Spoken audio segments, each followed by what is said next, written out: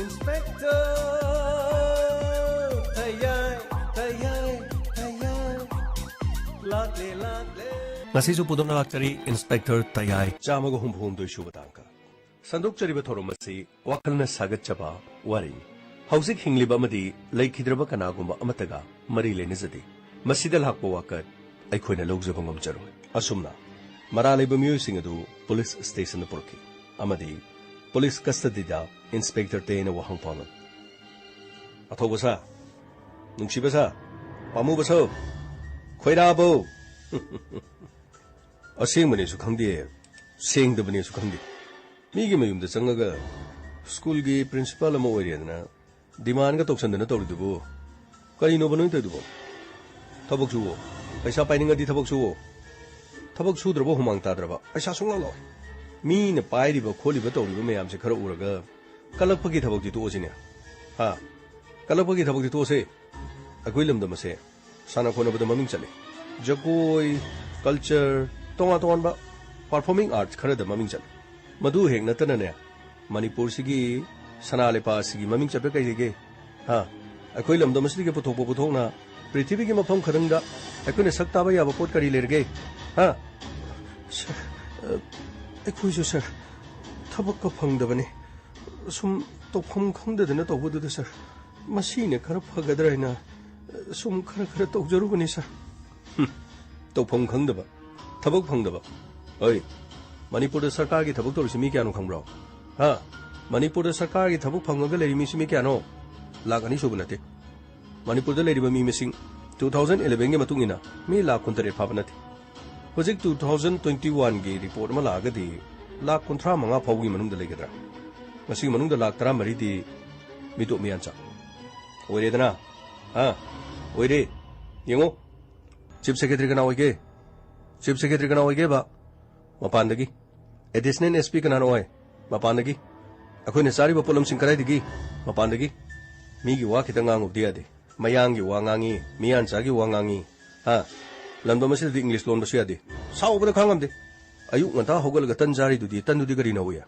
ha tan du di gari na hoge ba sir moida ata moida ata na horga tan di chai ne tan di sa dro tan do hongno bu gari changi ha tando hono bu gari change sir moida ata alu thau chini adu di loin khangi ne moida ata na tan chai di khangi kada wai gi hu thage moida si kari di ori nang khangbra ata si kari di ori ke uti chari ba hawai do usop ta chari bu uti do adu gi hawai do suma phandagi no magi ne sai insang thong de chari ba tilho do ma phandagi Yongchai Romada Taiba Ludo, Adusuma Pandagi.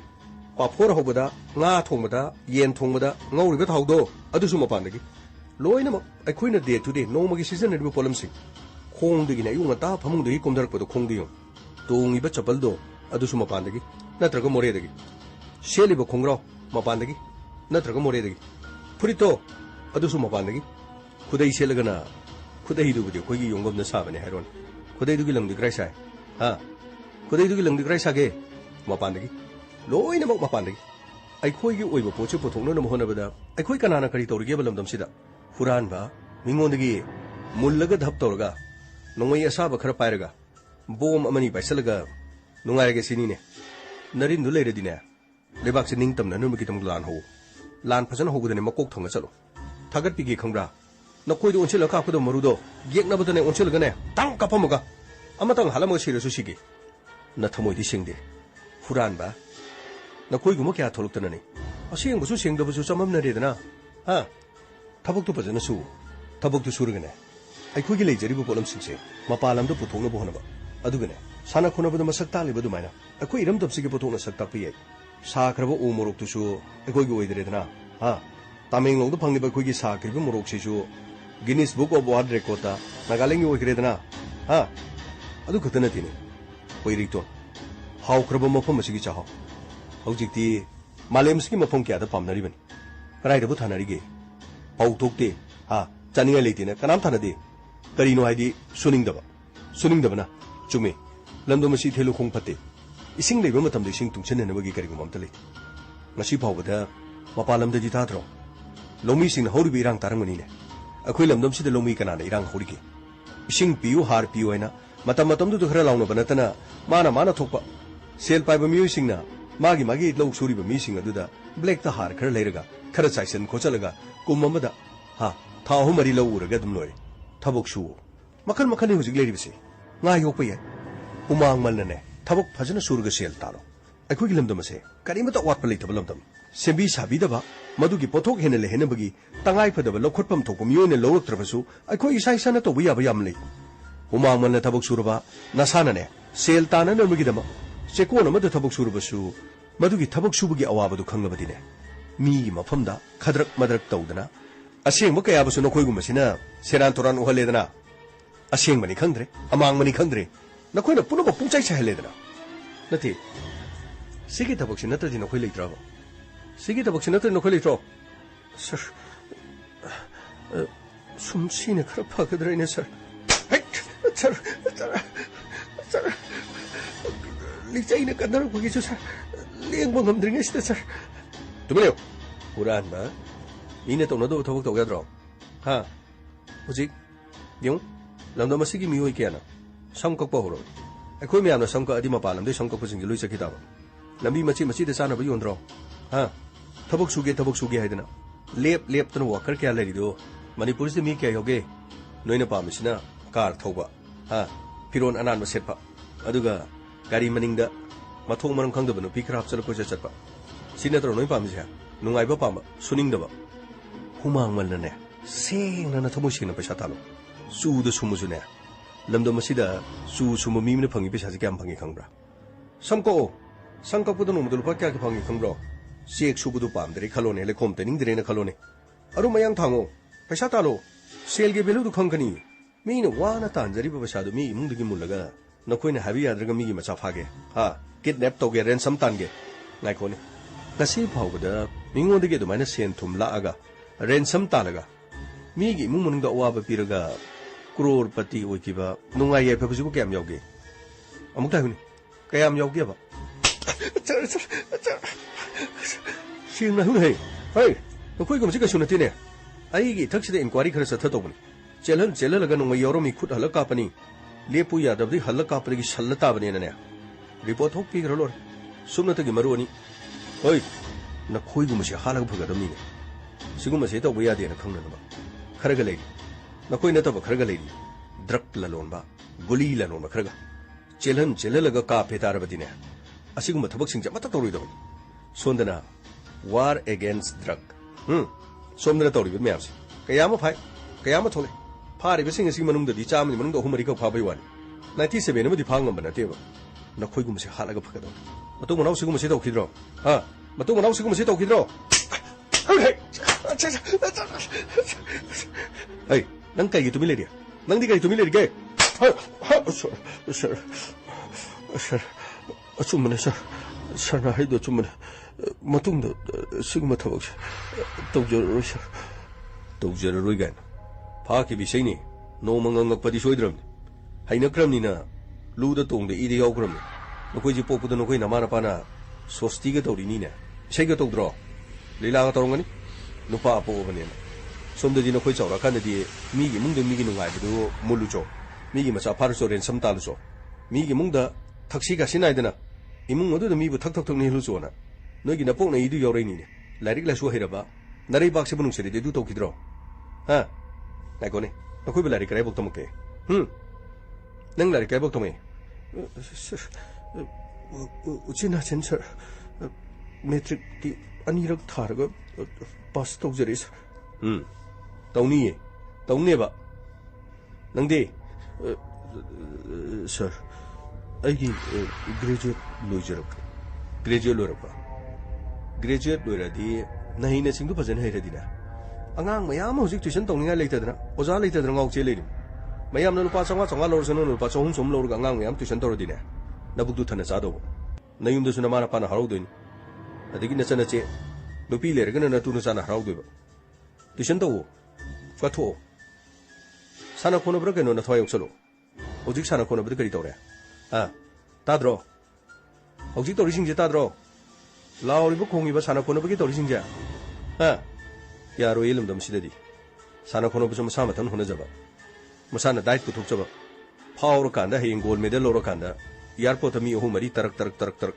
हा लायरबने समन खाबदोंना मी अहु मरी अदगी लई परेंग अमनी होतबा Gypsy the तोंगनबा मयुंबौ थिलकु the धोन खरा थिनबा नोंगाला कौथोक्रे दो नत्रो अदुबुने Lemna तो मांगो मणिपुर सानाई सिंगम तो लेमना मांगो मतम दुगी लेंगाक तो न थोइ बिद्रबसु कैदोरखनि खंगदा होनाबन बुखलदिने हाइंग गोल्ड मेडल दो ओलंपिक केंताब्रा एशियन गेम कमलवेल्थ के गेम का खंब्रो नोय हा सर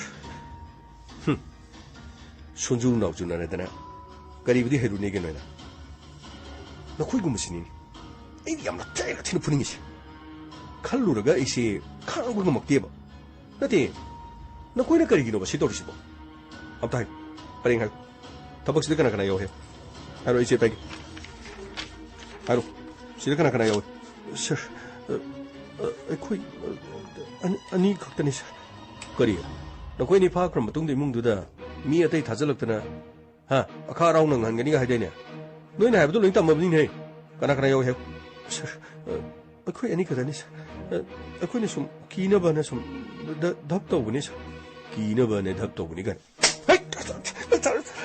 सर प्रेम हायो प्रेम मदि कना सर निंगथौ प्रेम निंगथौ करी अतैदी करी सर अतैदी लैत्रे सर अराबा सर सर अहम सिगतनी सर अखोई मंगाना पुना प्लान तौजरगा सर मखोई अहम अमगा सर सिदगी हेना तैदी लैत्रे सर फुबिरानु सर अतै लैत्रे गा सेंगब्रो खुलाइने क्या लेबा खुलाइने क्या लेगे सर खुलाइदी लैबा नते सर लाइसेंस गन अमगा अदुगा बोम असाबा खरगा तौरगा सुम सथजबनी सर लाइसेंस गन खरागे लाइसेंस गन खरागे नो सर अराबगी नहीं सर अराबगी परे प्रेम निंगथौ अराबा मखोइदि गालेबा सर मखोइदि एम्बा फोन द सुम पाउसे फाउनबनी नोमा खक्ति उनखरे सर मखोई अहुम मना पुन्ना सुम चटपने सर अदुगा मोइगा तानरगा प्लान सि तोरगा सेल थुम सि येनबने सर सेल थुम येनबा करिगी सिन येनिबा हा नखोई गता तोगा द्रो सेल दु नो यामदी येनबदु कोनबरने सर नुंगमई दो सर अदुगा प्लान दुगा अराबना लोइना सिनबने सर अराबना सिनबा परे चे सिदले सिदैदने प्रेम ने निंगथौ ने अराब ने मखोई के एड्रेस तो सियो दुगो मखोई ने सिजनबो मोबाइल नंबर इयो फनी सर फनी सर आईदी सर आईगी टर्न से क्या वालेगे सर कईगिनो गमे सर मखोई सिंगसे बुरा मनुंग दुगो महापगा सर मखो से पुंजलगा मथक चौक नेट पे यारोद्र सर गमे मथों चादब थबक हायरकनु अदु तौब याब नथि वहंग पहंगनिदना असेंग असेंग बलो हायरि मचिन सेंद्रगदि मखादाना फुब चेबे सोइखिदना सिबनाबा यावरदिने अखोइ खुदुं चारुइदिन सर अदु सर बुरा मनुंग द मखोइ पुलप हापचलदि सर करि अखोइगी हुइ जाबा कांगुनो हुइ दु बुरा दा हापगा सर मथक द सैना फो कनबदु सर अदुगी मोंगदुदा एस मखोइ फुनिंगबगी वानिदे सर होइना हाटपगी मोंग हानिंगबगी वानिदे सर गमै अदु याबा नथि मखोइ सिंग असि हौजु पाउदि मचिन सेंगिदे मखोइना हारिमि सिंगसे करिगुम लेरमदबा तारबा फोन नंबर से हाइजिलम तारबा अदुरगदि थर्ड ड्रगी मेथड सिजनदरा मचिन सेंगना ननबगी हंग ताबने अइदि फुबो फंगरोइदे तौरिसि सर फुनिंग कानसिदा सर कमाइ तौनी सर एको गमै मखोइना हारिबो मी सिंग चेदी रिबिसिंग सिगी फोन नंबर एक्टिव ओइब्रो ओइदब्रा मखोइगे लोकेशन काइले मखोइ कना की मचा ꯃꯈꯣꯏꯒꯤ ꯑꯦꯗ꯭ꯔꯦꯁꯁꯤꯡ ꯑꯁꯤ ꯃꯨꯟꯅ ꯈꯪꯉꯒ ꯊꯕꯛ ꯄꯥꯏꯈꯠꯅꯕ ꯇꯧꯁꯤ ꯆꯥꯛꯈ꯭ꯔꯤꯗꯀꯣ ꯁꯥꯔ ꯑꯗꯨꯒ ꯒꯥꯡꯃꯩ ꯃꯇꯝꯁꯤ ꯊꯦꯡꯖꯤꯜꯂꯛꯀꯗꯧꯔꯦ ꯅꯈꯣꯏꯁꯨ ꯅꯨꯃꯤꯗꯥꯡꯒꯤ ꯗ꯭ꯌꯨꯇꯤꯗꯤ ꯂꯩꯅꯦ ꯍꯣꯏ ꯁꯥꯔ ꯍꯧꯖꯤꯛ ꯀꯔꯐ꯭ꯌꯨ ꯂꯩꯕꯅꯤꯅ ꯁꯥꯔ ꯎꯄꯥꯏ ꯂꯩꯇꯕꯅꯤ ꯁꯥꯔ ꯑꯩꯈꯣꯏꯁꯨ ꯀꯤꯅ ꯑꯗꯨꯝ ꯉꯥꯛ ꯁꯦꯟꯗꯕꯗꯤ ꯌꯥꯗꯕꯅꯤꯅ ꯀꯔꯤ ꯇꯧꯅꯤ ꯁꯥꯔ ꯉꯥꯛꯄ ꯇꯥꯕꯅꯤꯅ ꯁꯥꯔ ꯑꯩꯈꯣꯏꯒꯤ ꯇꯤꯝꯁꯤꯡꯗꯣ ꯀꯧꯊꯣꯛ ꯑꯗꯨꯒ ꯅꯈꯣꯏ ꯈꯔ ꯒꯦꯠꯇꯅꯦ ꯑꯆꯠ ꯑꯋꯣꯡ ꯇꯧꯕꯁꯤꯡꯗꯣ ꯇꯉꯥꯏ ꯐꯗꯅ ꯑꯅꯥ ꯑꯌꯦꯛꯀꯤ ꯌꯥꯎꯔꯗꯤ ꯁꯠ ꯊꯥꯗꯣꯛꯈꯣ ꯑꯗꯨꯒꯅꯦ ꯍꯦꯜꯃꯦꯠ ꯎꯞꯇ꯭ꯔꯕ ꯃꯥꯛꯁ ꯎꯞꯇ꯭ꯔꯕ ꯑꯗꯨꯒꯅꯦ ꯒꯥꯔꯤꯗ ꯃꯤ 3 ꯇꯣꯡꯁꯜꯂꯕ ꯑꯃꯠꯇ ꯂꯦꯝꯅ ꯊꯥꯒꯅꯨ ꯆꯂꯥꯡ ꯀꯛꯀꯗꯕꯅꯤ ꯑꯗꯨꯒ ꯀꯨꯏꯅ ꯂꯦꯞꯍꯜꯂꯣ ꯑꯗꯨꯁꯨ ꯁꯣꯁꯤꯌꯦꯜ ꯗꯤꯁꯇꯦꯟꯁꯤꯡ ꯉꯥꯛꯑꯒ ꯐꯒꯅꯤ ꯁꯥꯔ ꯑꯩꯈꯣꯏ ꯇꯧꯖꯒꯦ ꯁꯥꯔ ꯐꯔꯦ ꯀꯗꯥꯏ ꯄꯤꯔꯣ 이번 어디로 서 시들리 저리서 프레임 닝토 알아봐 어서 상이 뭐 자면 여리드나 파리 시대 비리베 싱세 좀 모래디 그리고 물란 못하라디네 우르브라 시대 레이스 우르브라 서 우자리 서 마스게 아무 사티노 그 컴브로 서 컴저리 서 마는 사이 가리들 런컷보다 서 툭빠마 야오 서 아두 컴 거기 뭐라다 한절가 거기 핫보기 몽도 포기 하지 우드러 라라보다 알데 바보 가마이 서 땡절가 도래 너 거기서 듀티기 확전 안 넘어가 나가나노 나할래 리자 페야니 누미타 살라니 fakni sir koi khar ngana thokjage sir phare kogen sir silawai sigi sida moina piri ba prem lingtho araba masi mokoi kadai dile mun hana kangto mayum dana sanguno munna mokoi gi khonguli ge dab kadai de leibagi kari tauri munna kangto athubu mutam report fakni sir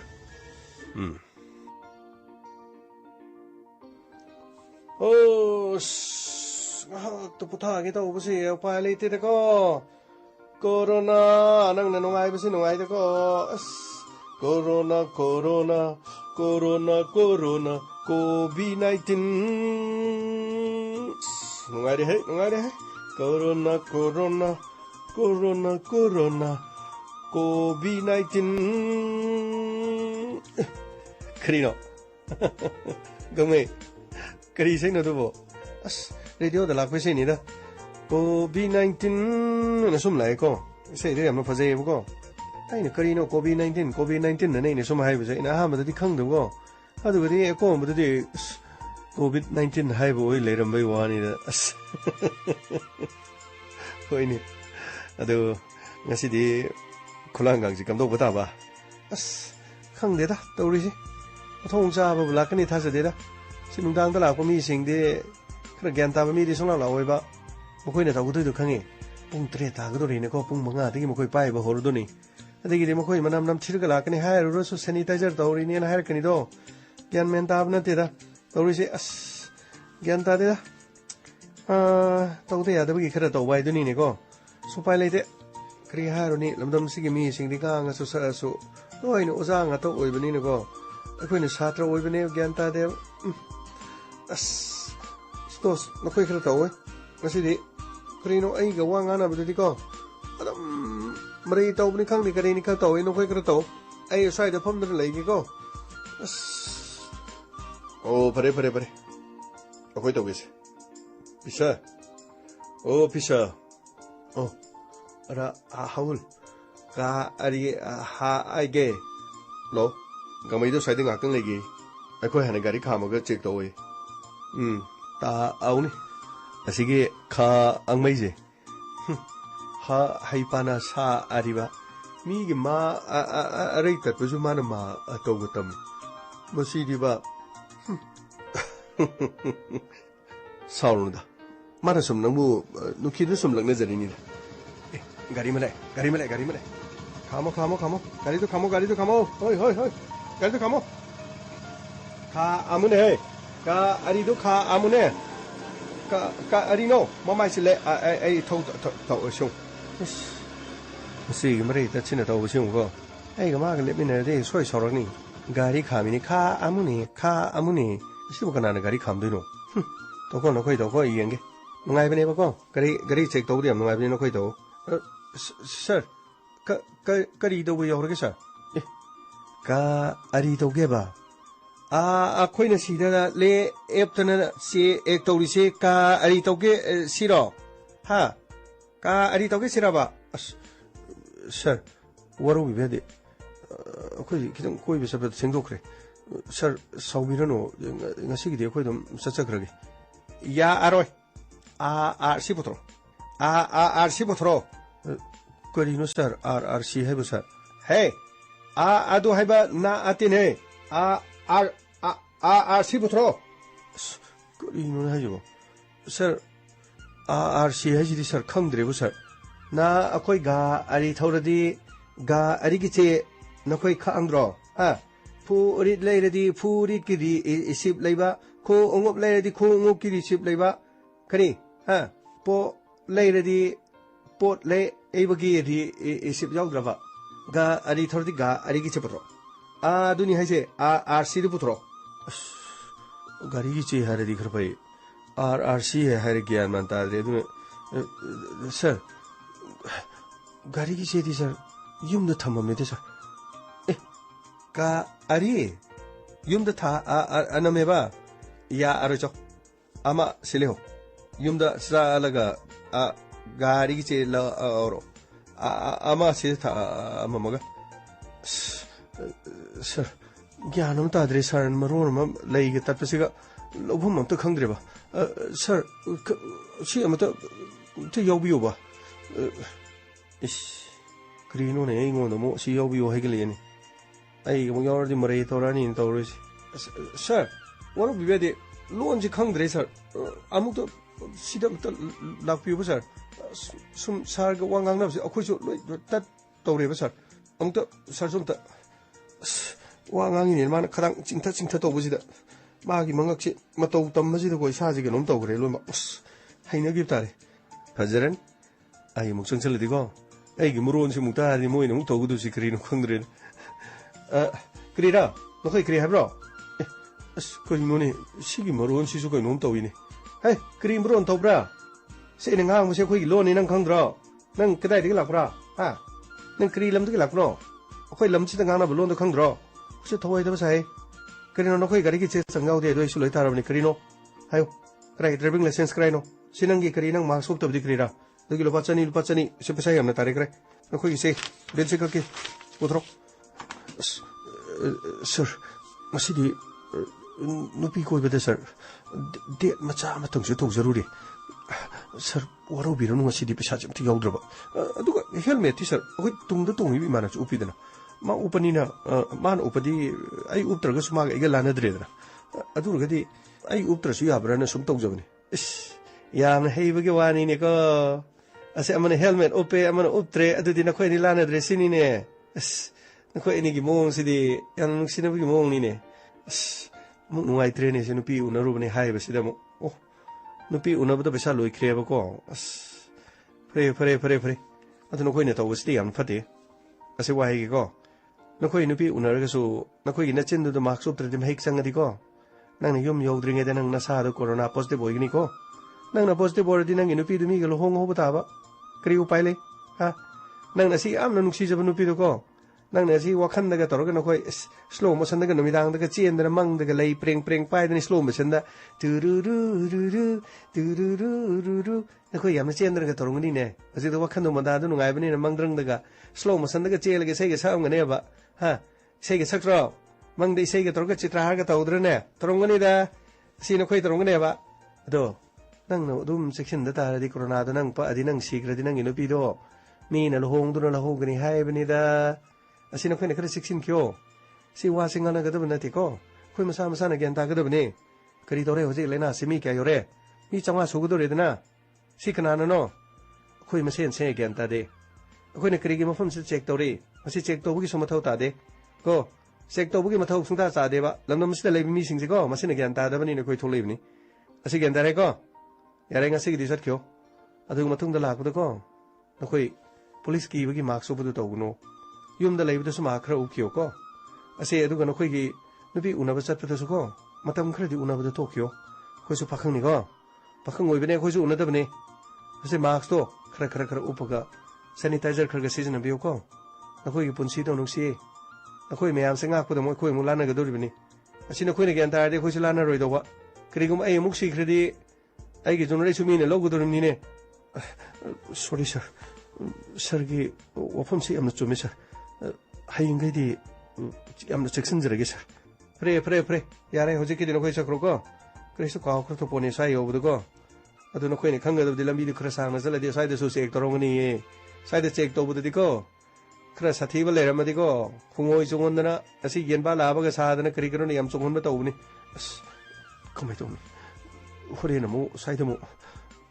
gain सावना हंगोय चोंगोन मु तौरदि अस यारे चक्रो यारे अखोय मफमसना मतम याम लौगुनुको यारे चक्रो यामना फरे sir अदुदि अखोय चचरुगिगे sir हो यारे खरा थुना चक्यो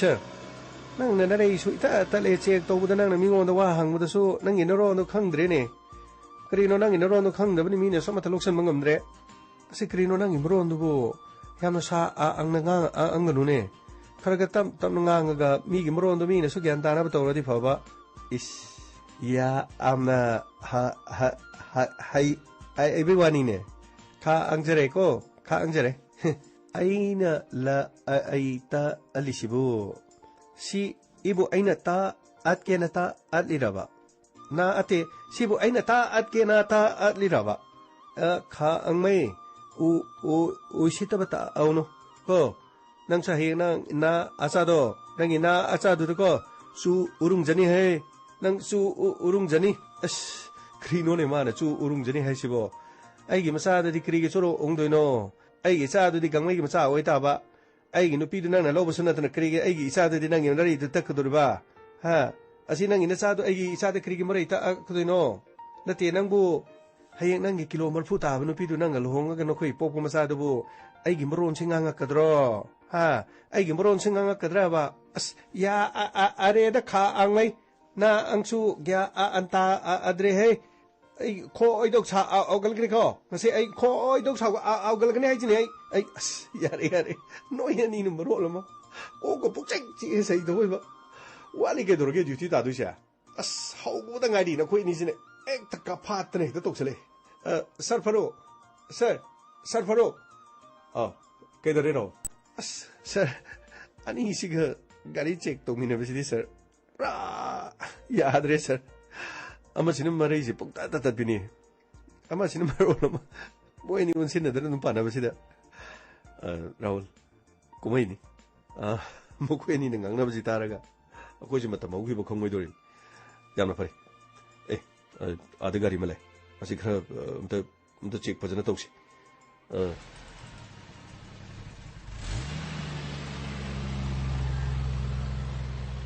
kamkyo asi gari to kamkyo ko असे खाम क्यों गाड़ी तो खाम क्यों गाड़ी तो खाम को है नहीं ऐसी गाड़ी तो खाम क्यों ऐसी गाड़ी खाम क्यों का ऐसा नंग सु खा अमुदना ना आ रही था तट पदु का खा अमु संचलो के दो बियोगे का अरी तो बिया आओगे गा हरी ने होय ना अमाई दो मा आक्सु उपते अदुगा गा अरी दु ना अखोई ahum ni to ong silido ka arino ka arai chaluge ba oi matam nam thing yare akhoi jargi mi ate ti sik to athu bu to ne ko lai lami tha do ka ari ba la ambi tha adu hai ba na akhoi gi je yamna pha au bai wani ne ka ar da to ngala e na akhoi si yamna pha aure sini ne ha ना अखोई सी यामना फा ओरे सिने बा हे करिनो नरै सु दित तलगा हे कनानो नुइ सिलाउने सी कइनो तसिबो मी इपिपि other मसिदि दा नोंमै नि हेनो वांगम से खिनजन थमे दो वांगानो सिलाउने कनानो सिलाउने सी चंगने मता मांगु सिलाउने हे कनानो एसा एदे लिदो एसा रा सिलम त चंगो लाउ सी चंगो कइनो तसिबो ꯁꯤ ꯆꯪꯉꯣ ꯂꯥꯎꯅꯦ ꯑꯁ ꯁꯤꯗꯤ ꯌꯥꯝꯅ ꯐꯥꯎꯕꯒꯤ ꯃꯑꯣꯡꯅꯤꯅꯦ ꯑꯩ ꯇꯧꯒꯦꯀꯣ ꯀꯔꯤꯅꯣ ꯁꯤꯅꯧꯁꯤꯡ ꯀ꯭ꯔꯥꯏ ꯀ꯭ꯔꯥꯏꯒꯤ ꯆꯠꯄ꯭ꯔꯥ ꯑꯦ ꯀꯔꯤꯅꯣ ꯇꯧꯔꯤꯁꯤꯅꯣ ꯂꯥꯏ ꯑꯃꯨꯛ ꯍꯔꯥꯎ ꯆꯠꯂꯦꯅ ꯁꯤꯗꯩꯗ ꯑꯃꯨꯛ ꯑꯦ ꯀꯔꯤ ꯇꯧꯕ꯭ꯔꯥ ꯂꯥꯏ ꯍꯔꯥꯎꯔꯦ ꯍꯥꯏꯕꯗꯤ ꯀꯔꯤ ꯇꯧꯕ꯭ꯔꯥ ꯍꯥ ꯅꯈꯣꯏ ꯊꯦꯡꯅꯁꯨ ꯂꯥꯛꯑꯦꯀꯣ ꯑꯗꯨꯒ ꯅꯃꯥꯏꯗꯁꯨ ꯃꯥꯛꯁꯨ ꯎꯞꯇ꯭ꯔꯦ ꯑꯁꯤ ꯋꯥꯍꯩ ꯍꯧꯖꯤꯛ ꯃꯥꯂꯦꯝꯒꯤ ꯑꯣꯏꯅ ꯂꯩꯅꯥꯁꯦꯀꯣ ꯑꯁꯤ ꯌꯥꯝꯅ ꯃꯤ ꯃꯁꯤꯡ ꯌꯥꯝꯈꯠꯂꯕꯅꯤ ꯑꯩꯈꯣꯏ ꯃꯅꯤꯄꯨꯔꯗꯁꯨ ꯃꯤ 500ꯗꯤ ꯁꯨꯒꯗꯧꯔꯦꯗꯅ ꯅꯈꯣꯏꯅ ꯑꯗꯨꯃꯥꯏꯅ ꯆꯦꯛꯁꯤꯟꯗ꯭ꯔꯗꯤ ꯑꯅꯥꯕꯁꯦ ꯁꯨꯝ ꯍꯦꯟꯒꯠꯄ ꯇꯥꯕꯅꯤ ꯑꯗꯨꯃꯥꯏꯅ ꯁꯨꯝ ꯑꯅꯥꯕꯗꯨ ꯍꯦꯟꯒꯠꯂꯗꯤ ꯀꯔꯝ ꯇꯧꯅꯤ ꯑꯁꯤ ꯋꯥꯍꯩꯒꯤ ꯅꯈꯣꯏ 3 ꯃꯥꯛꯁꯨ ꯑꯃ ꯇꯧꯗ꯭ꯔꯦꯀꯣ ꯍꯧꯖꯤꯛ ꯄꯨꯡ ꯀꯌꯥ ꯇꯥꯔꯦ ꯀꯔꯐ꯭ꯌꯨ ꯃꯇꯝꯁꯤ ꯄꯨꯡ ꯀꯌꯥꯗꯒꯤꯅꯣ ꯄꯨꯡ 3ꯗꯒꯤ ꯅꯠꯇ꯭ꯔꯣ ꯑꯁꯤ ꯅꯈꯣꯏ 3ꯒꯤ ꯆꯂꯥꯟ ꯀꯛꯄ ꯇꯥꯔꯦ ꯀꯨꯝꯊꯔꯣ ꯒꯥꯔꯤꯗꯤ ꯀꯨꯝꯊꯔꯣ ꯅꯃꯤꯡ ꯍꯥꯏꯈꯤꯌꯣ ꯁꯤꯁ ꯃꯤꯡ ꯍꯥꯏꯌꯨ ꯒꯥꯏꯅ ꯑꯩꯈꯣꯏꯅ ꯊꯕꯛ ꯍꯜꯂꯛꯄꯁꯤꯅ ꯑꯃꯨꯛ ꯑꯩꯈꯣꯏꯗ ꯑꯃꯨꯛ ꯂꯥꯏ ꯍꯔꯥꯎꯁꯜꯂꯛꯏꯅꯤꯅꯦ ꯅꯔꯣ ꯅꯔꯤꯕꯨ ꯁꯨꯝ ꯆꯨꯝꯗꯦ ꯃꯊꯣꯡ ꯃꯔꯝ ꯈꯪꯗꯦ ꯑꯃꯅ ꯃꯔꯤ ꯇꯠꯄ ꯑꯃꯃꯨꯛ ꯇꯧꯁꯜꯂꯦ ꯑꯗꯨꯒ ꯅꯪꯅ ꯑꯃꯨꯛ ꯇꯧꯁꯜꯂꯛꯏꯅꯤꯅꯦ ꯍꯣꯏ ꯁꯤꯂꯧꯅꯦ ꯅꯪ ꯁꯤꯂꯧꯅꯦ ꯅꯪꯕꯨꯅꯤꯅꯦꯍꯦ ꯑꯩꯕꯨꯔꯣ ꯅꯪꯉꯣꯟꯗꯅꯤꯅꯦ ꯏꯕꯨꯡꯉꯣ ꯀꯧꯔꯤꯗꯣ ꯅꯆꯤꯟꯗꯨꯗ ꯐꯤ ꯑꯃ ꯀꯨꯞꯁꯜꯂꯒ ꯅꯣꯡꯃꯩ ꯑꯃ ꯌꯦꯞꯄꯒ ꯅꯣꯏ ꯃꯉꯥꯏꯔꯦꯅꯦ ꯁꯨꯄꯔ ꯁ꯭ꯇꯥꯔꯔꯣ ꯀꯃꯥꯟꯗꯣꯔꯕ ꯅꯣꯏꯁꯦ ꯅꯣꯏ ꯀꯃꯥꯟꯗꯣꯅꯤ ꯁꯤꯔꯣ ꯂꯣꯏꯔꯦ ꯑꯩꯈꯣꯏ ꯁꯤꯗꯗꯤ ꯀꯃꯥꯟꯗꯣ ꯍꯥꯏꯈ꯭ꯔꯗꯤ ꯀꯃꯥꯟꯗꯣꯗ ꯊꯕꯛ ꯇꯧꯔꯤ ꯑꯗꯨ ꯄꯨꯂꯤꯁ ꯏꯁꯇꯦꯁꯟꯗ CD ꯑꯣꯏꯅ ꯑꯦꯇꯦꯁ ꯑꯣꯏ ꯑꯁ ꯂꯣꯏꯔꯦꯅꯦ MP5 ꯄꯥꯏꯔꯤꯕꯅꯤ ꯅꯣꯏ ꯆꯥꯎꯔꯦꯅꯦ ꯁꯤꯂꯧꯅꯦ ꯁꯤ ꯆꯪꯉꯣ ꯀꯔꯤꯡꯗꯣꯏꯁꯤꯕꯣ ꯌꯥꯝ ꯎꯁꯤꯠꯇꯕ ꯃꯑꯣꯡꯅꯤꯅꯦ ꯐꯔꯦ ꯐꯔꯦ ꯀꯔꯤ ꯍꯥꯏꯒꯦ ꯑꯩ ꯋꯥꯏꯒꯦ sida kaino no sida cartoon khara thamisibo nati asuk lur kan sa khoi thabuk theng kan sida cartoon khara thadu ko khoi toisi kaino akhoi sida na mange ha akhoi sida na mange ba chinau sing si aini yeng badadi mi edu malina mi na taba thopa lai di mande thing na sula pire carphu gi matam su thukai mai de su marks am tu putre aduga gari manung du tong ena gari dagi kumtharaga khoi do wahi basunati gari manung du dagi hotel da chak ko bugi type da bender de yu ko bugi type da yam usita bugi wani ne chai charaga togan nang phanam chawge chawsnu chawre toksnu nawam ta logdi yam ta kumdaro gari du yam ta kumdaro kari gari di kumdaro ba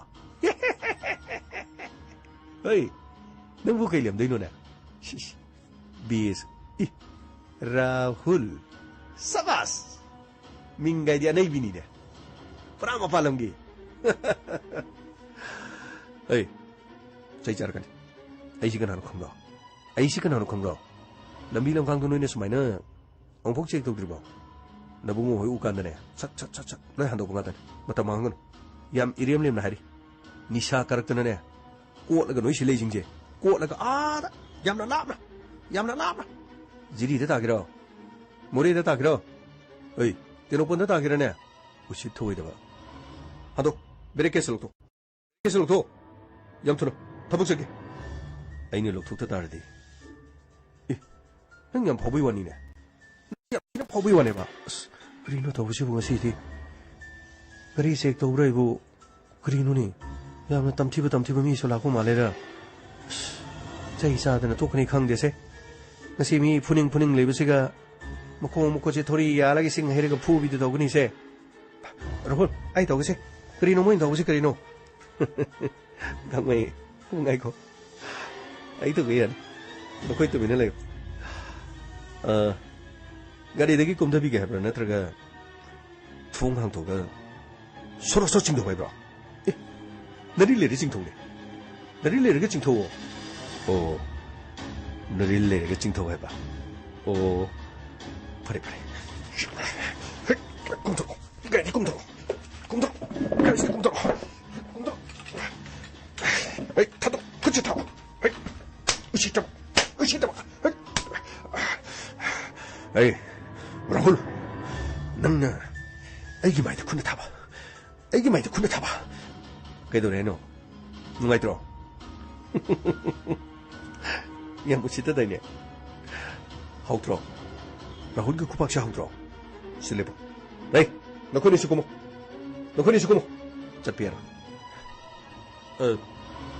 Rahul ꯀꯩꯗꯧꯅꯔꯒꯦ ꯇꯧꯏꯗꯨꯕꯣ sir ꯌꯥꯅꯤ sir ꯑꯩꯈꯣꯏ ꯑꯗꯨꯝ ꯇꯧꯖꯒꯦ sir ꯁꯥꯏ ꯅꯪꯒꯤ ꯁꯤꯗ ꯂꯩꯔꯤꯕ ꯃꯤꯁꯤꯡꯁꯤꯅ ꯑꯩꯈꯣꯏꯗ ꯎꯁꯤꯠ ꯊꯑꯣꯏꯗ꯭ꯔꯤꯕꯁꯦ ꯑꯐꯕ ꯑꯣꯏꯔꯣꯏ ꯑꯩꯅ ꯍꯥꯏꯔꯤꯁꯤꯅꯤ ꯑꯩꯅ ꯉꯁꯥꯏꯗ ꯀꯧꯕꯗꯒꯤ ꯅꯪꯅ ꯇꯥꯁꯤꯟꯅꯗꯅ ꯐꯣꯟꯗ ꯋꯥꯔꯤ ꯁꯥꯟꯅꯗꯅ ꯑꯗꯨꯒ ꯃꯔꯣꯟ ꯃꯔꯤꯁꯨ ꯁꯦꯡꯗꯕ ꯖꯣꯀꯔ ꯃꯥꯟꯕ ꯈꯔꯁꯤ ꯃꯐꯝꯁꯤ ꯂꯩꯔꯒ ꯆꯦꯛ ꯇꯧꯍꯜꯂꯒ ꯃꯤ ꯃꯁꯛ ꯈꯪꯗꯕ ꯑꯩꯁꯦ ꯀꯅꯥꯅꯣ ꯈꯪꯕ꯭ꯔꯣ ꯑꯩꯁꯦ ꯑꯔꯥꯕ ꯑꯗꯨꯒ ꯑꯩꯒꯤ ꯏꯄꯥꯗꯣ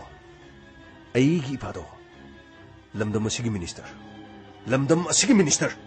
ꯃꯤꯅꯤꯁꯇꯔ ꯊꯧꯕ ꯑꯗꯨꯒ ꯅꯈꯣꯏ ꯂꯣꯏꯅ ꯈꯪꯒꯅꯤ ꯅꯈꯣꯏ ꯄꯨꯝꯅꯃꯛ ꯈꯪꯒꯅꯤ ꯍꯥꯏꯔꯤꯕꯁꯤꯅꯤ ꯉꯥꯏꯈꯣ ꯋꯥꯔꯧꯕ ꯌꯥꯗꯦ ꯑꯉꯥꯡꯁꯤꯡꯁꯤ ꯈꯪꯗ ꯇꯧꯕ ꯑꯣꯏꯔꯝꯒꯅꯤ ꯔꯥꯍꯨꯜ ꯅꯣꯏꯗꯤ ꯃꯤꯁꯤ ꯈꯔ ꯌꯦꯡꯕ ꯌꯥꯗ꯭ꯔꯣ ꯁꯔ ꯎꯁꯤꯠꯇꯕꯒꯤ ꯃꯑꯣꯡꯗ ꯁꯔ ꯁꯨꯃꯥꯏꯅ ꯇꯧꯔꯒ ꯑꯩꯈꯣꯏꯅ ꯃꯤꯅꯤꯁꯇꯔꯒꯤ ꯃꯆꯥꯅꯤ ꯍꯥꯏꯔꯒ ꯍꯦꯛꯇ ꯊꯥꯗꯣꯛꯀꯗ꯭ꯔꯣ ꯁꯔ ꯑꯁ ꯔꯥꯍꯨꯜ ꯅꯣꯏꯁꯤ ꯄꯪꯒ꯭ꯔꯦ ꯌꯥꯗ꯭ꯔꯗꯤ ꯃꯁꯥꯅ ꯈꯔ ꯆꯥꯎꯖꯔꯗꯤ ꯈꯔꯁꯨ ꯑꯗꯨꯝ ꯆꯥꯎꯕꯒꯤ ꯊꯣꯛꯄ ꯑꯗꯨꯝ ꯇꯧ ꯇꯥꯔꯦꯗꯅ ꯀꯔꯤꯅꯣ ꯑꯁ ꯌꯥꯅꯕ ꯈꯔ ꯇꯧꯒꯦꯗꯤ ꯑꯁ ꯀꯔꯤꯗ ꯁꯔ ꯑꯩꯈꯣꯏꯅ ꯁꯨꯝ ꯎꯁꯤꯠꯇ꯭ꯔꯒ ꯀꯔꯤꯒꯤ ꯑꯩꯈꯣꯏꯅ ꯃꯈꯣꯏꯕꯨ ꯊꯥꯗꯣꯛꯀꯗꯣꯏꯅꯣ ꯁꯔ ꯃꯤꯅꯤꯁꯇꯔꯒꯤ ꯃꯆꯥ ꯑꯣꯏꯔꯒꯅ ꯁꯔ ꯃꯈꯣꯏꯅ ꯇꯧꯅꯤꯡꯕ ꯇꯧꯕ MLAꯒꯤ ꯃꯆꯥ ꯑꯣꯏꯔꯒ ꯇꯧꯅꯤꯡꯕ ꯇꯧꯕ ꯁꯔ ꯃꯤꯆꯝꯒꯤ ꯃꯤꯅ ꯇꯧꯕꯗꯅ ꯑꯩꯈꯣꯏꯅ ꯄꯅꯤꯁꯃꯦꯟ ꯄꯤꯕ ꯁꯔ ꯑꯗꯨꯗꯤ ꯌꯥꯅꯤꯡꯗꯦꯗ ꯁꯔ ꯑꯁ ꯒꯥꯡꯃꯩ ꯉꯥꯏꯈꯣꯅꯦ ꯑꯩꯅ ꯍꯥꯏꯔꯤꯁꯤꯅꯤꯅꯦ ꯑꯃꯨꯛꯇꯪ ꯉꯥꯏꯈꯣ ꯅꯈꯣꯏ ꯏꯅꯥꯎꯒꯤ ꯃꯤꯡꯗꯨ ꯑꯔꯥꯕ ꯍꯥꯏꯕ ꯃꯥꯅꯤ ꯑꯩꯒꯤ ꯃꯤꯡ ꯑꯔꯥꯕ ꯅꯪꯒꯤ ꯁꯤꯗꯩꯗ ꯍꯨꯏꯔꯣꯏ ꯈꯔ ꯊꯥꯗꯣꯛꯑꯒ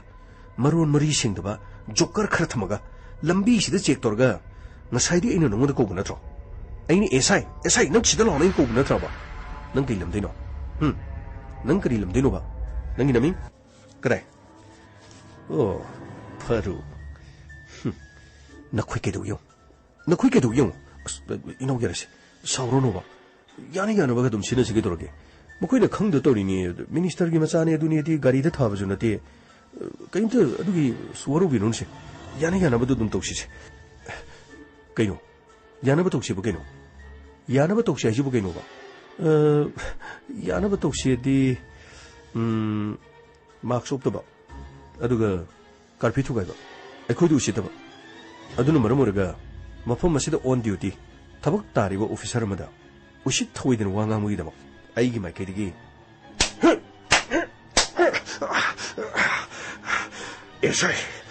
ꯑꯦꯁꯥꯏ ꯅꯪꯁꯨ ꯈꯪꯒꯅꯦꯕ ꯃꯐꯝ ꯑꯁꯤꯗ ꯅꯈꯣꯏꯅ ꯑꯩꯕꯨ ꯎꯁꯤꯠꯇꯕ ꯀꯔꯤꯝ ꯀꯊꯩꯅꯕ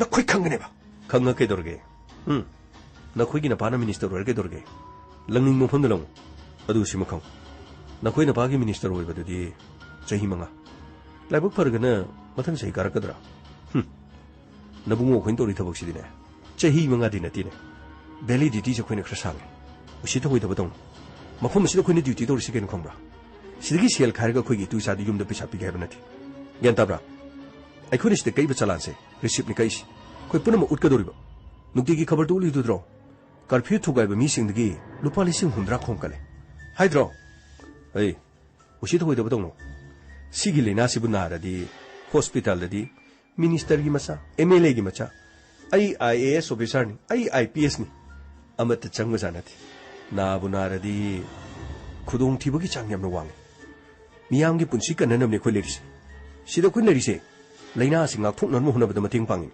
ꯑꯗꯨꯒ ꯀꯣꯔꯣꯅꯥꯒꯤ ꯋꯥꯔꯤꯌꯔ ꯑꯗꯨꯒ ꯑꯍꯤꯡ ꯅꯨꯡꯊꯤꯟ ꯈꯪꯗꯅ ꯊꯕꯛ ꯇꯧꯔꯤꯕ ꯑꯩꯈꯣꯏꯕꯨ ꯎꯁꯤꯠ ꯊꯑꯣꯏꯗꯅ ꯅꯪꯅ ꯃꯤꯅꯥꯏꯗꯧꯅ ꯈꯜꯂ ꯉꯥꯡꯅꯕ꯭ꯔꯣ ꯅꯈꯣꯏꯗꯤ ꯀꯨꯝꯊꯔꯛꯇ꯭ꯔꯤꯕ ꯁꯔ ꯀꯨꯝꯖꯔꯤ ꯁꯔ ꯀꯩꯒꯤꯅꯣ ꯅꯪ ꯅꯃꯤꯡ ꯀꯔꯤ ꯁꯔ ꯄ꯭ꯔꯦꯝ ꯁꯔ ꯅꯪꯒꯤꯗꯤ ꯁꯔ ꯅꯤꯡꯊꯧ ꯁꯛ ꯐꯖꯕ ꯁꯥ ꯃꯤꯅꯤꯁꯇꯔꯒꯤ ꯃꯆꯥꯅꯤ ꯍꯥꯏꯕ ꯅꯠꯇ꯭ꯔꯣ ꯅꯈꯣꯏꯅ ꯇꯧꯔꯤꯕ ꯊꯧꯑꯣꯡꯗꯣ ꯑꯩ ꯉꯁꯥꯏꯗꯒꯤ ꯐꯣꯟ ꯇꯧꯕ ꯅꯠꯇꯦ ꯐꯣꯟꯅ ꯅꯈꯣꯏꯅ ꯇꯧꯔꯤꯕ ꯃꯑꯣꯡꯗꯣ ꯎꯔꯕ꯭ꯔꯁꯦ ꯌꯦꯡꯉꯨ ꯁꯤꯗ ꯑꯩꯅ ꯅꯝꯃꯤꯅꯤ ꯅꯈꯣꯏꯅ ꯌꯦꯡꯉꯛꯄꯗꯤ ꯑꯩꯅ ꯂꯩꯊꯣꯛꯆꯅꯔꯒ ꯐꯣꯟ ꯇꯧꯕ ꯁꯥꯕꯒꯤ ꯋꯥꯅꯤ ꯃꯤꯅꯤꯁꯇꯔꯒꯤ ꯃꯆꯥꯅꯦꯁꯦ ꯑꯩ ꯉꯁꯥꯏ ꯈꯪꯈ꯭ꯔꯝ ꯀꯔꯤꯒꯨꯝꯕ ꯈꯔ ꯇꯧꯒꯗꯣꯔꯦꯁꯦ ꯒꯥꯔꯤ ꯍꯦꯛ ꯈꯥꯝꯕꯗ ꯅꯪꯒꯤ ꯑꯦꯇꯤꯇ꯭ꯌꯨꯗꯇꯣ ꯑꯩꯅ ꯈꯪꯈ꯭ꯔꯝ ꯁꯤ ꯃꯤꯅꯤꯠ ꯑꯃ ꯐꯥꯔꯣꯏ ꯑꯩꯅ ꯑꯞꯂꯣꯗ ꯇꯧꯔꯒ ꯑꯩꯅ ꯁꯠ ꯊꯥꯒꯠꯈꯤꯕꯗꯅꯦ ꯁꯣꯁꯤꯌꯦꯜ ꯃꯦꯗꯤꯌꯥꯗ ꯄꯨꯝꯆꯥꯏ ꯑꯗꯒꯤꯗꯤ ꯅꯄꯥꯗꯣ ꯃꯤꯅꯤꯁꯇꯔꯗꯣ ꯃꯤꯅ ꯀꯔꯤ ꯇꯧꯅꯤ ꯈꯪꯕ꯭ꯔꯥ ꯑꯗꯨ ꯍꯦꯛ ꯎꯔꯨꯕꯗꯒꯤꯗꯤ ꯅꯪꯒꯤ ꯅꯄꯥꯗꯣ ꯀꯔꯤ ꯇꯧꯅꯤ ꯈꯪꯕ꯭ꯔꯣ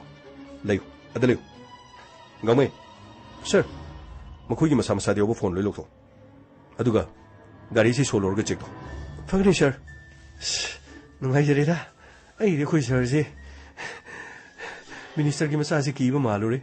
Aduga di khangau de ne khofu ga di as pita lawi ne as mai tai. Ay bisa. Law ne. Gari si manung da kri kri yaw yang si law ne. Ka ang mai sa ano la ake. Amaromda police station da SI Kugen halakiram.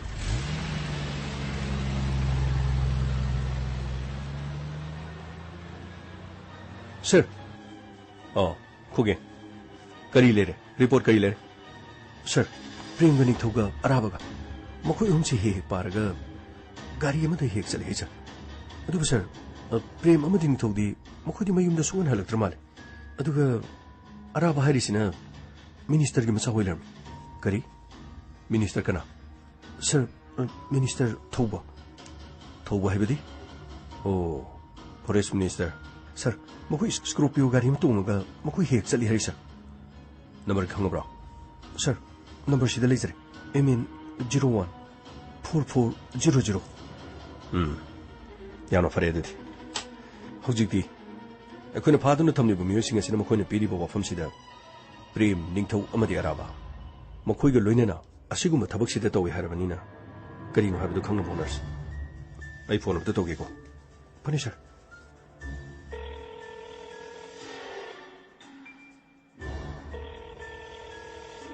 Hello, Rafi. Sir. Hi sir. Lambi du check to matam dane.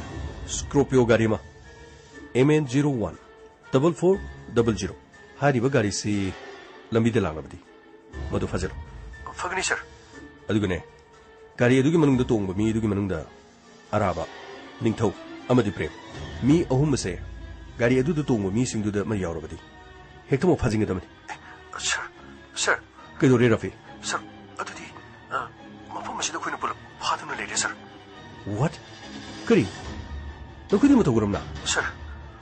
Lambi da lakpa matamda gangmai amadi bisangna makoi bu check tawani. Yam ushit thawidana aduga ai basu makhoina korokani sir. Aduga Rahul ga ningai sang tanar badagi Rahul na su kupan no morerak tharure.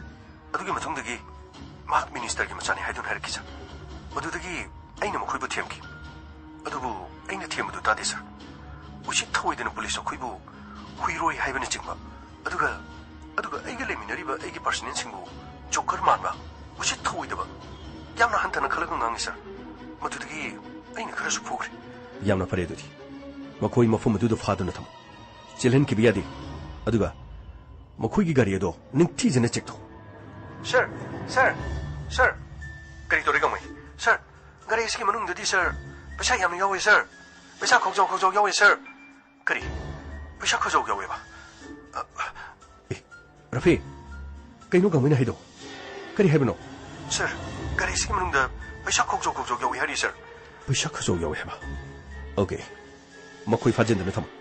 Mafum adu da koi thuna laki. Phagni sir. Asumna Inspector tay mafum adu da sakki. Amadi makoi na thirali ba Prem Ningthau amadi araba. Mafum adu dagi phaduna puki. Amadi makoi custody da thamlami. Amaromda sakhi. Sakri da ko. Nuksa nahang na sabase sakri da ko. Piklaba ka manung asidane. Thokna su sakre. Moi pabung. Akhoi ni khakta nungai na khungang adu da leijaba yabase. Makhoi gi pabung na changyeng ama tawri bani haiduna.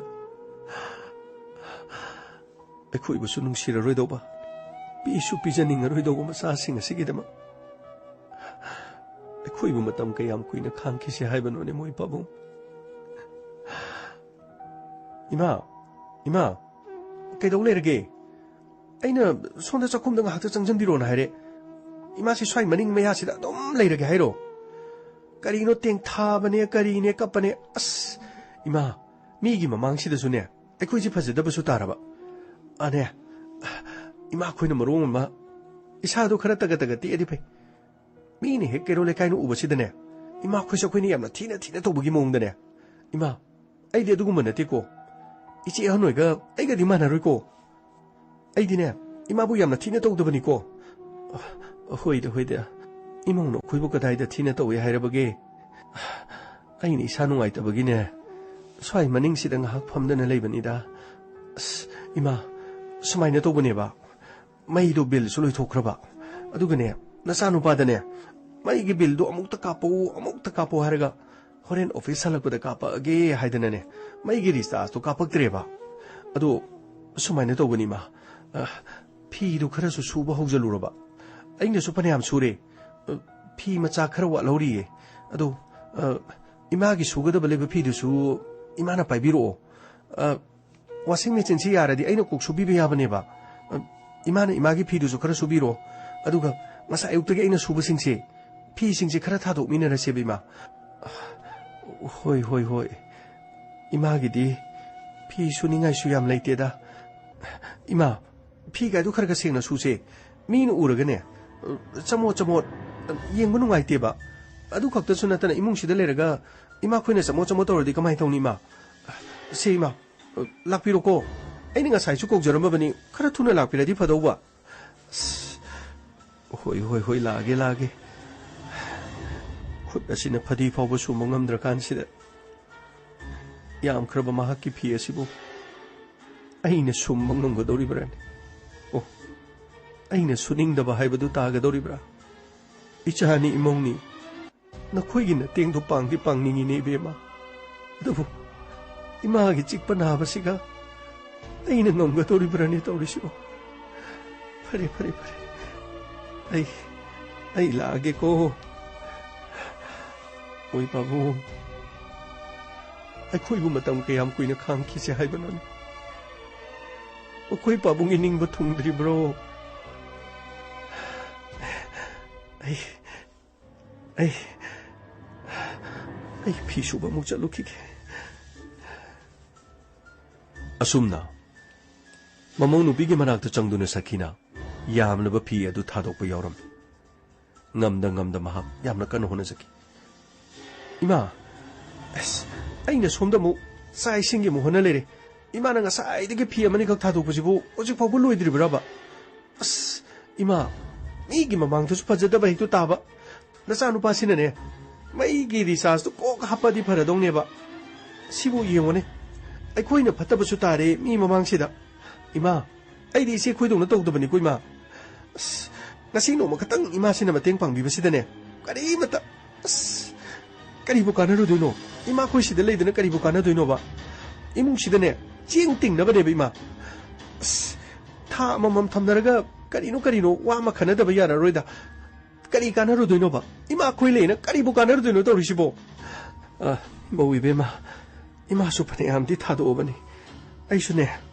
tang sik pa si da yam kana thang ba ngam dre ni saru sayang se ima su ne chik pa na ba ho bu adu na ni imo be ma wa ro nu ko yare de ma ima khoi na ne mateng bu pang bi ge di kari su na ti mani bu na ne mi gi mung de ne ma cha ma bo gi da mo khona ba yam na le ima khoi di ne kadai de gi no khara su na gan ye kan khre ba sum su dre di ne sum na gan ye kan ma su khara dum to bu ni khara suning de na to ra di mateng khara pang bi ra di ne ikom kom na dum le mi ne ba ya ba ne ba ai khoi na khalu ba di ne ima na si de le bi de ai gi mateng pang bi ra ni imung si gi kom no khara su yaw ra ni ga khalu ba ne ba kadai de gi ima khoi ge du gi puk chen du di kari no karam ma mo ne hin nu siri no karam ma cha ne nu siri no su khang dre kari no athu ba ne meeting ma to ra ga ne tha hum tham na ba ngam roi da kadai du no pula ba ma all as home dra ke no ma tham ra ma du no ba hen phara ni da no mi puk ta hek ta re mi to ri se cha khara cha na bo na ba da phiron khara su no bo na ba da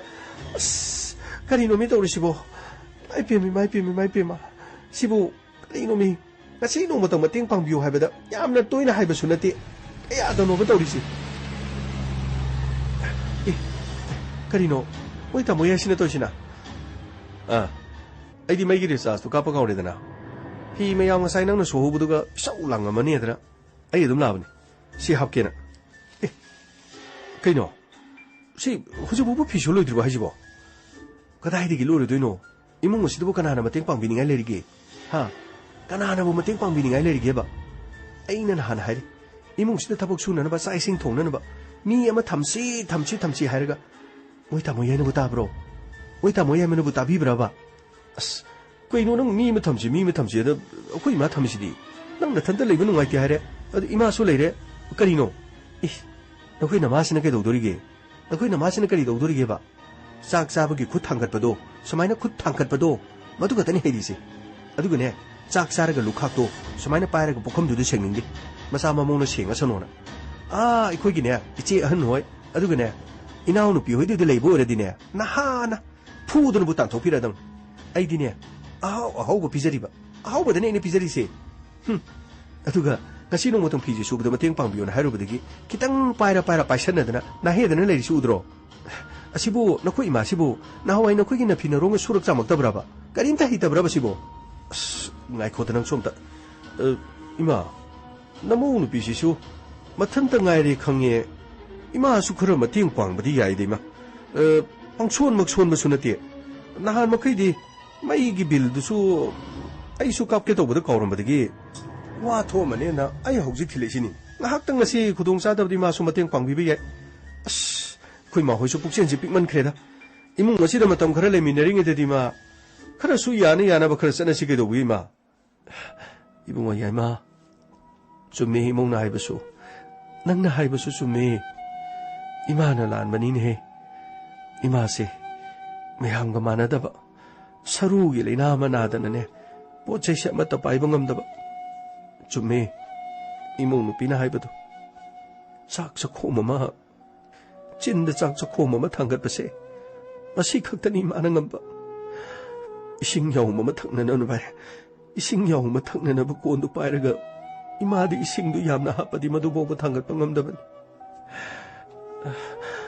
아이네디 너코이기 마땡까리 마다 방방감들 너코이 와라오고 놓고 이마나 란 방악던 이마나 란 방악던 이마 까다이도 너살 이두보 юм지득이 토크르게 해로 깨로레 까이디 요루게 해로 봐 깨로레 까이스도 거기 와리 사루게 해로 야 이마 아이네 짤리버시 아이기 레이펌드네 아이기 힙함 까호로브로이 짜보 용기 마닝데 너코이네 사비바 딘기 용 어두데 짤리버네 이마 ngahaktang 콩쿠체 띵토우게 봐 콩쿠체 로이나 시타레 ꯑꯩ ꯂꯩꯀꯥꯏꯗ ꯆꯠꯂꯨꯏꯌꯦ ꯅꯈꯣꯏꯒꯤ ꯂꯩꯀꯥꯏꯁꯤꯗ ꯑꯩ ꯀꯅꯥ ꯑꯃꯠꯇ ꯈꯪꯅꯗꯦ ꯑꯁ ꯌꯥꯔꯦ ꯀꯗꯥꯏꯗꯒꯤꯅꯣꯗ ꯏꯃꯥꯅꯅꯦ ꯀꯞꯁꯟ ꯂꯥꯎꯁꯟꯗꯅ ꯅꯍꯦꯕ ꯃꯈꯣꯟꯗꯣ ꯀꯩꯅꯣ ꯂꯩꯀꯥꯏꯁꯤ ꯂꯣꯏ ꯇꯥꯔꯕꯅꯤ ꯃꯈꯣꯏꯒꯤ ꯃꯃꯥꯁꯤ ꯑꯩꯈꯣꯏꯅ ꯌꯥꯝꯅ ꯊꯤꯅ ꯇꯧꯔꯦꯅ ꯂꯩꯀꯥꯏꯁꯤꯅ ꯉꯥꯡꯅꯔꯕꯅꯤꯅꯦ ꯌꯥꯏꯃ ꯅꯪ ꯁꯥꯎꯔꯨꯅꯨ ꯃꯈꯣꯏꯅ ꯂꯥꯟꯅ ꯈꯟꯗꯅ ꯇꯧꯔꯤꯅꯤ 이마ꯅ ꯅꯍꯦꯕꯗꯣ 이마ꯅ 이사 ꯅꯨꯡꯉꯥꯏꯇꯕꯒꯤꯅꯤꯀꯣ ꯌꯥꯏꯃ 스모이 타모 수마이네 도르디 수야야라로 하시니 그리노 미팅 mayam 투나 도르가네 할라니세 올 에스 홈더가 그이노 탐노바 독시 아두가네 이나오게 무코이 아두가 나나노 파도 무코이수 꼬로 에코이도 다리부터 사제 하이게 몽원데 레라 간도스네 마수 다가 도리버니 와리도 khara 사비로 무코이수 다닝드르버디 까리노 무코이게 주파나바 코이게 주파나바 올 에스 홈더가 그이노 뿔럽 탐마시 해로 ꯈꯪꯗ꯭ꯔꯦꯅꯦ ꯇꯧꯔꯤꯁꯤ ꯑꯗꯨꯅ ꯐꯔꯗꯣꯏꯔꯥ ꯀꯩꯅꯣ ꯑꯩꯁꯨ ꯅꯪꯅ ꯍꯥꯏꯔꯤꯉꯩꯗꯤ ꯌꯥꯕꯅꯤ ꯑꯗꯨꯕꯨ ꯑꯁꯣꯟꯕꯤ ꯏꯃꯥꯁꯤꯒ ꯆꯞ ꯃꯥꯟꯅꯅ ꯍꯦꯛ ꯑꯣꯟꯁꯤꯟꯅꯩꯍꯦ ꯅꯪꯁꯨ ꯀꯔꯤꯅꯣ ꯃꯣꯏ ꯇꯥꯃꯣꯅ ꯍꯥꯏꯗꯨꯕꯣ ꯀꯔꯤꯅꯣꯕ ꯀꯗꯥꯏꯗ ꯑꯣꯟꯁꯤꯟꯅꯔꯤꯅꯣ ꯑꯩꯅ ꯀꯗꯥꯏꯗ ꯑꯣꯟꯁꯤꯟꯅꯔꯤꯅꯣꯕ ꯃꯃꯥꯁꯤꯒꯤ ꯃꯤꯆꯪ ꯆꯪꯉꯤꯅꯦ ꯑꯩꯅ ꯋꯥꯔꯤꯕꯁꯤꯗꯤ ꯈꯪꯗꯦꯕ ꯑꯩꯗꯤ ꯅꯪꯒꯤ ꯅꯨꯄꯤꯅꯦ ꯑꯩꯅ ꯋꯥꯕꯗꯤ ꯅꯪꯅ ꯈꯪꯉꯨꯅꯣꯕ ꯑꯩꯗꯤꯅꯦ ꯍꯣꯔꯦꯟ ꯏꯅꯥꯎ ꯅꯨꯄꯥꯗ ꯐꯣꯟ ꯇꯧꯔꯅꯤ ꯀꯔꯤꯅꯣ ꯈꯔ ꯈꯟꯅꯅꯕ ꯇꯧꯗ꯭ꯔꯗꯤꯅꯦ ꯍꯌꯦꯡ ꯍꯥꯡꯆꯤꯠ ꯑꯃꯨꯛ ꯆꯠꯈ꯭ꯔꯒ ꯊꯥ 3 ꯐꯥꯔꯦꯅ ꯑꯃꯨꯛ ꯑꯩꯈꯣꯏꯒꯤ ꯌꯨꯝꯁꯤꯗ ꯑꯃꯨꯛ ꯄꯥꯕꯨꯡꯗꯣ ꯑꯃꯨꯛ ꯂꯥꯛꯑꯅꯤ ꯑꯩꯗꯤ ꯉꯝꯖꯔꯔꯣꯏ ꯍꯥꯏꯁꯤꯅꯤꯀꯣ ꯑꯩꯗꯤ ꯉꯝꯖꯔꯔꯣꯏ ꯍꯥꯏꯁꯤ니 ꯑꯁ ꯅꯈꯣꯏꯅ ꯃꯔꯣꯜ ꯑꯃ 이마가 ꯄꯥꯕꯨꯡꯒꯅ ꯃꯔꯣꯜ ꯑꯃ ꯌꯥꯏꯃ ꯅꯪꯁꯤ 이마ꯅ ꯄꯣꯛꯆꯔꯛꯄꯅꯤꯀꯣ ꯌꯥꯏꯃ ꯅꯪꯒꯤ ꯄꯥꯕꯨꯡꯒ ꯑꯩꯒꯅ ꯀꯔꯤ ꯂꯥꯟꯈ꯭ꯔꯕꯅꯣ ꯀꯔꯝꯕ ꯃꯄꯣꯛꯇ ꯀꯔꯤ ꯄꯥꯞ ꯇꯧꯈꯤꯕꯒꯤꯅꯣ ꯃꯃꯥꯒꯤꯗꯃꯛ ꯃꯄꯥꯒꯤꯗꯃꯛ ꯃꯆꯥꯒꯤ ꯃꯐꯝꯗ ꯀꯔꯤꯃꯠꯇ ꯂꯩꯇ꯭ꯔꯕ꯭ꯔꯅꯦ ꯑꯗꯨ ꯑꯣꯏꯔꯕꯗꯤ ꯃꯃꯥ ꯃꯄꯥꯒ ꯃꯆꯥꯒ ꯀꯔꯤꯒꯨꯝꯕ ꯑꯃꯠꯇ ꯃꯔꯤ ꯂꯩꯅꯗ꯭ꯔꯕꯗꯤ ꯃꯥꯂꯦꯝ ꯑꯁꯤꯗ ꯀꯔꯤꯒꯤꯗꯃꯛ ꯃꯃꯥ ꯃꯆꯥ ꯃꯄꯥꯒꯤ ꯋꯥꯔꯤ ꯂꯩꯔꯝꯂꯤꯕꯅꯣ? ꯆꯨꯝꯃꯦ, ꯏꯃꯥꯅ ꯂꯥꯟꯕ ꯉꯥꯛꯇꯅꯤ. ꯅꯈꯣꯏꯅ ꯂꯣꯏꯅ ꯆꯨꯝꯃꯤꯀꯣ. ꯅꯈꯣꯏ ꯅꯨꯡꯉꯥꯏ. ꯅꯈꯣꯏ ꯅꯨꯡꯉꯥꯏ ꯌꯥꯏꯐꯅ ꯑꯗꯨꯃꯛ ꯄꯥꯜꯂꯨꯀꯣ.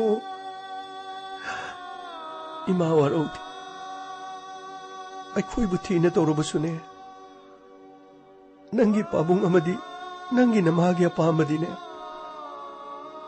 ꯏꯁꯥ ꯁꯥ ꯏꯃꯧꯁꯥ ꯅꯈꯣꯏꯒꯤ ꯅꯨꯡꯉꯥꯏꯕꯗꯨꯅꯤꯀꯣ. ꯅꯈꯣꯏꯅ ꯋꯥꯕꯗꯨꯗꯤ ꯅꯪꯒꯤ ꯏꯃꯥꯒ ꯅꯪꯒ ꯄꯥꯕꯨꯡꯒꯅ ꯌꯦꯡꯕ ꯄꯥꯝꯗꯦꯀꯣ. ꯌꯦꯡꯕ ꯄꯥꯝꯗꯦ. ꯌꯦꯡꯕ ꯄꯥꯝꯗꯦꯀꯣ ꯏꯆꯥ ꯁꯥ.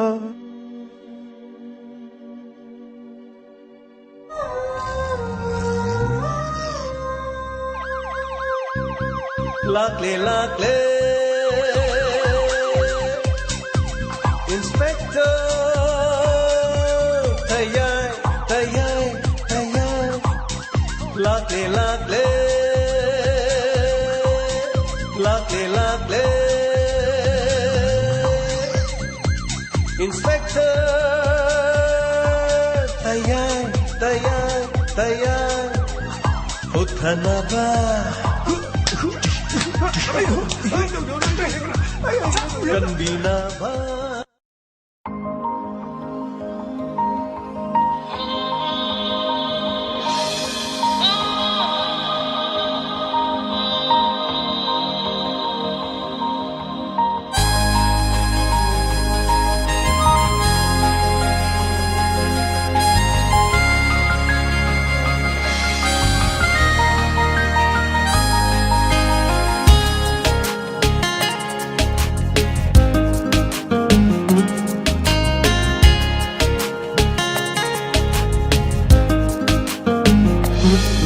Aina nungsijabi La la la la la la Aina koida jabi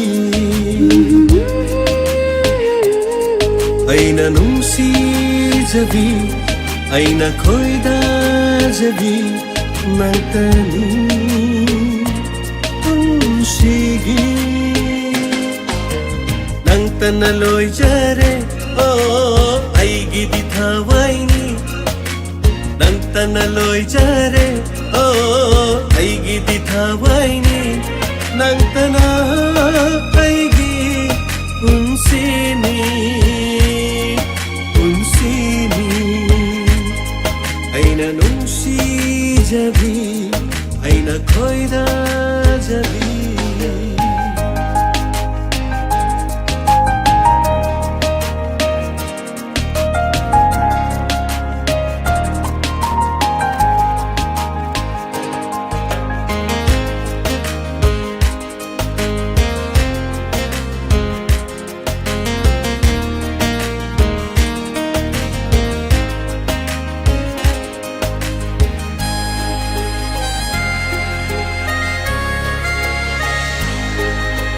Nungsibi maitho yinglaga Ajaba heli asum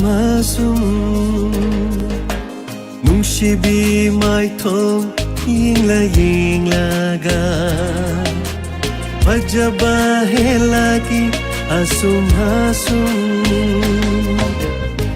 Nangbu nungsirubai oiramali Nangbu yingning talairai Nangbu nungsirubai oiramali Nangbu yingning talairai Nangtana paigi unsini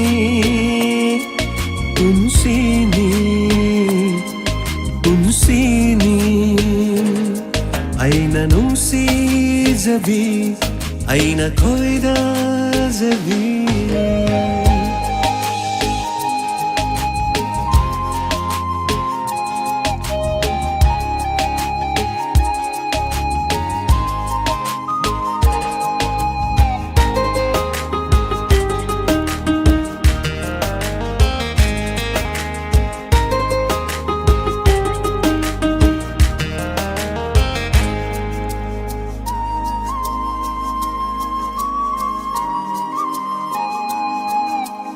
Karamba mi sum laiwa pubino Sum hatyai pubi eloira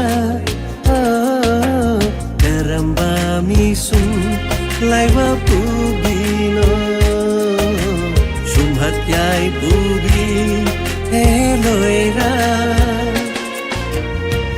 Oi danabi nangi mai thoi Oi rau nabi nangi misna Oi danabi nangi mai thoi Oi rau nabi nangi misna No montano kambi nang tani nang tani nang tani Aina nungsijabi La la la la la la.